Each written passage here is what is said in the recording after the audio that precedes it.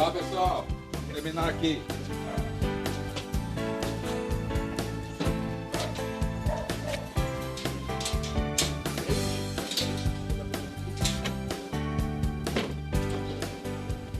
Tá tudo pronto? Vamos dar a partida? Vambora, Betão, tem muita estrada pela frente. É longe onde a gente vai, pai? Eu peguei um mapa na internet e fica mais ou menos a uns 80 quilômetros. Se tudo der certo e a gente não pegar trânsito, a gente chega lá em 1 hora. Ai, que bom, não vejo a hora. Tô morrendo de saudade da tia Neide. Ó, eu vou zerar a quilometragem aqui no painel pra gente ver quantos quilômetros a gente rodou até chegar lá. Ô tia, marca a hora também pra gente saber quanto tempo levou. Pera um pouquinho, deixa eu ver que horas são. 8h30. Vamos nessa? Vamos! Bora!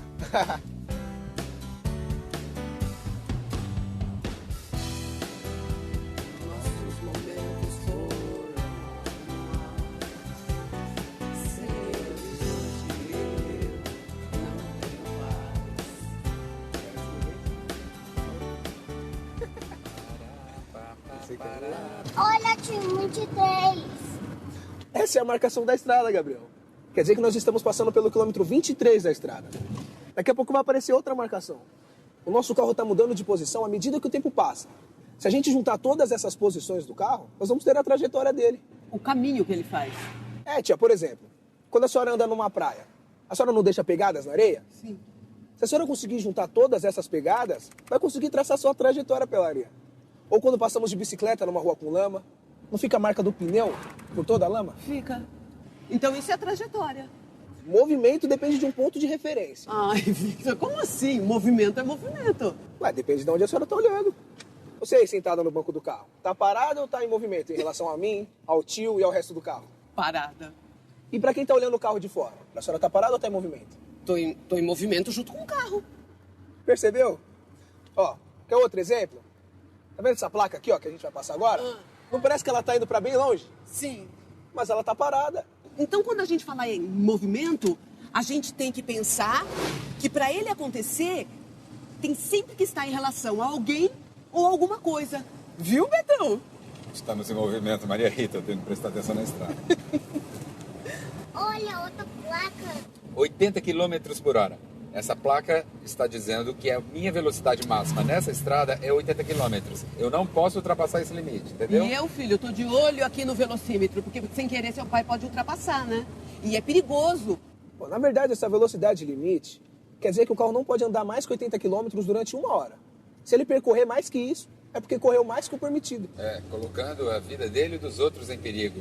Todo cuidado é pouco, viu? Quantos quilômetros a gente já percorreu, tio? 40 quilômetros. Praticamente metade do caminho. E que horas são, tia? Deixa eu ver. Quase 9. Passaram 30 minutos. Olha aí, estamos bem. Andamos 40 quilômetros em meia hora. Vai dar uma velocidade média aí de 80 quilômetros por hora. Vitor, para calcular a velocidade, a gente tem que dividir a distância percorrida pelo tempo gasto? Daí a gente chega a uma média de velocidade.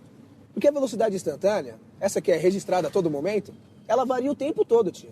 A senhora mesmo pode acompanhar no velocímetro. Manter a velocidade constante é praticamente impossível, muito difícil, Vitor. Quando a velocidade é igual durante todo o trajeto, costuma-se dizer que esse movimento é uniforme. Mas isso aí é muito difícil, tio. Nem Ayrton Senna, Gabriel. Ai, mãe, tô com xixi na portinha. Ai, filho! Então, momento de fazer uma parada, Betão. Vamos parar para esticar as pernas. Eu tô com fome.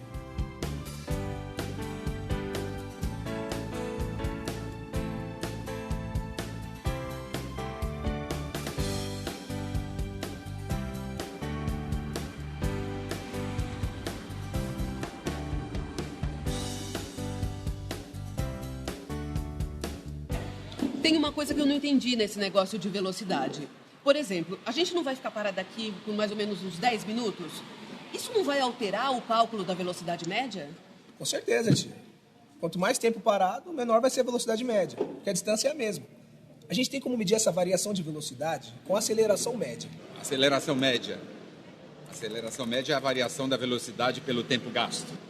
Se a gente está numa velocidade de 40 km por hora e a gente passa dessa velocidade a 60 km por hora em meia hora, a gente vai ter uma aceleração média de 60 menos 40, vai dar 20 km por hora. dividido por meia hora, dá uma aceleração média de 40 km por hora ao quadrado. Isso quer dizer que a gente foi mudando de velocidade numa aceleração média de 40 km por hora ao quadrado. Mas como é que muda assim de velocidade? Para aumentar ou reduzir uma velocidade, a gente sempre tem que aplicar uma força. No caso do carro, por exemplo, a gente acelera, breca. Para começar ou parar o movimento, vai ser sempre necessário o uso de uma força. Quanto maior for a força, maior a alteração do movimento. E quando a gente muda o carro, vira para a esquerda, para a direita ou numa curva acentuada? Também precisa de força, tio. Quer ver? Presta o carro aqui, Gabriel. É isso. Que coisa. Ó, é fácil de entender. Você está indo nesse sentido, nessa direção. Pera um pouquinho, Vitor. Direção e sentido não é a mesma coisa? Calma que eu vou explicar, tio. Para saber a direção, a gente tem que ter uma linha de referência. Esse carrinho, por exemplo, está indo na sua direção. Agora, se eu aplico uma força nele e viro à direita, como se fosse pegar uma transversal, por exemplo, eu estou mudando a direção do movimento. Forma-se um ângulo em relação à direção anterior do carrinho.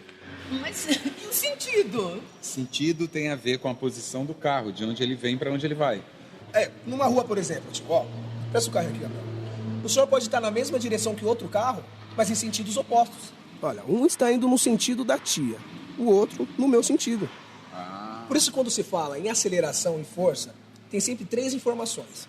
Um valor numérico, que é a intensidade da força que está sendo aplicada, a direção e o sentido. Agora entendi tudo, direitinho.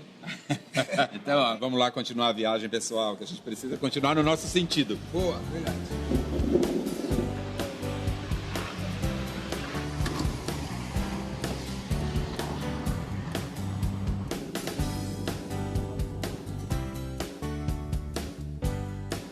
Ai. Desculpa aí, pessoal. Foi mal. Assusto, pai. Ainda bem que tava todo mundo com cinto de segurança. Tia, mas tem que usar mesmo, porque numa brecada dessa que o tio deu, não tem jeito. A gente vai ser sempre jogado pra frente. É a inércia. A inércia eu sei o que é. É a tendência que o corpo tem de manter sempre o mesmo movimento, não é? Todo e qualquer objeto, tio, inclusive a gente, tem essa tendência de se opor a qualquer mudança de movimento. Seja na intensidade, na direção ou no sentido. Olha a inércia aí, tia, de novo. O tio arrancou com o carro, mas a nossa tendência era continuar parado, você viu? Por isso que a gente foi jogado pra trás.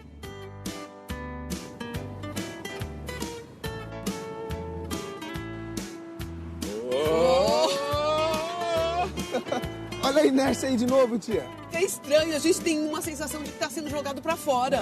Sentiu? Essa é a inércia, tia. Ela faz com que a gente tenda a manter o mesmo sentido e direção de antes, que era em linha reta. Eu nunca tinha pensado nisso antes. Mas pode reparar, porque a inércia acontece toda hora, viu, tia?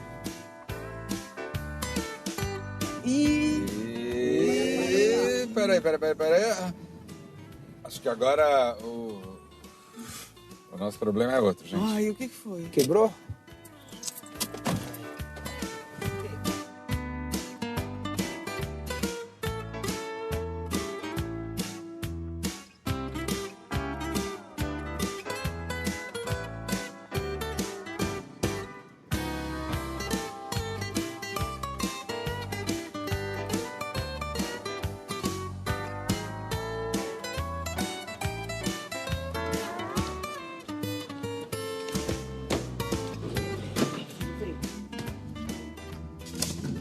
Ô, pessoal, vocês agora podem relaxar que o meu pessoal vai cuidar do carro de vocês.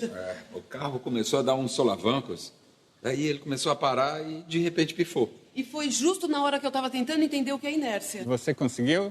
Olha, pra ser franca, eu senti a inércia. Mas eu confesso que eu não entendi muito bem como funciona, não. Mas vamos até o fundo da oficina que eu vou explicar facilmente para vocês. Vamos lá. Vamos.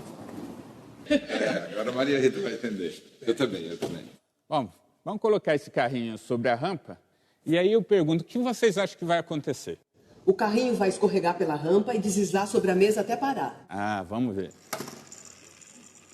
Ele parou. Agora eu quero saber por que ele parou. Por causa do atrito da mesa. Atrito? Boa resposta. Se não houvesse o atrito e a gente conseguisse eliminar o atrito, o que vocês acham que deveria acontecer com o movimento do carrinho? Eu acho que ele ia deslizar sem parar. Vamos ver se a gente consegue simular essa situação. Uma esfera. A esfera é o formato de um corpo que confere menor atrito ao seu deslocamento. Então, nós vamos ver o que acontece quando a gente elimina o atrito. Olha, vocês viram que ela não para, né? Então, agora nós já podemos definir o que é inércia. Inércia é essa tendência que um corpo isento de força tem de se manter deslocando com velocidade constante. É a primeira lei de Newton. Newton? Isaac Newton, tia. É um físico inglês muito famoso. Ele que desenvolveu as leis que explicam o movimento, não é? Senti firmeza, você deve ter sido um bom aluno, hein? Eu sou biólogo de formação, mas eu gosto muito de física. O que acontece quando uma força é aplicada sobre o objeto? Bom, aí nós já vamos entrar na segunda lei de Newton, que diz que uma força aplicada a um corpo faz com que esse corpo mude seu estado de movimento, adquirindo velocidade. E essa velocidade vai depender de dois fatores. O primeiro fator é a intensidade da força. Quanto maior for a intensidade da força, Mais velocidade ele terá. perfeito. E o outro fator está relacionado à massa do corpo. Quanto maior for a massa do corpo, Menor a alteração da velocidade. bom, vamos ver se na prática isso acontece. Vamos colocar o carrinho de menor massa, menor inércia, contra um carrinho de maior massa e maior inércia. Ó, a gente vê que tem diferenças de percurso. E durante a trajetória que vocês fizeram para chegar aqui, vocês não perceberam que existem duas placas informando limites de velocidade? Uma para caminhão e outra para carro? É verdade. A velocidade permitida para os caminhões é bem menor do que a permitida para os carros.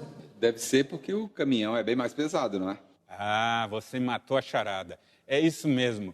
O caminhão, por ter uma massa maior, ele tem mais inércia do que o carro, que tem uma massa menor. Isso é fato. Qualquer manobra com caminhão é bem mais difícil que com carro. Acelerar, reduzir, ultrapassar. E exige muito mais força também, né? Deve ser por isso que o caminhão deve correr menos, para poder facilitar as manobras e também por uma questão de segurança, não é? É isso mesmo, está perfeito.